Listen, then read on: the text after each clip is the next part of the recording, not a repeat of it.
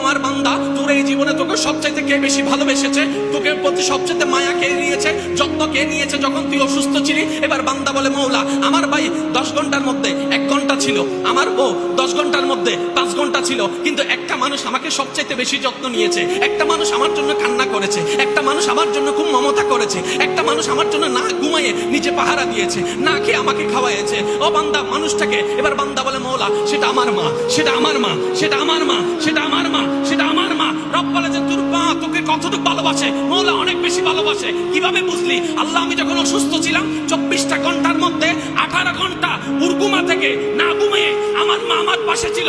রব বলে যে 24 ঘন্টার মধ্যে 18 ঘন্টা গেলে আর বাকি কয় ঘন্টা থাকে, আর কয় ঘন্টা থাকে, আর কয় ঘন্টা থাকে? এই 6 ঘন্টা কি করেছে? বলে যে মা ঘুমিয়েছে, মা গোসল করেছে, মা বাথরুমে গিয়েছে, মা কাজ করেছে, মা এই করেছে, মা সেই করেছে।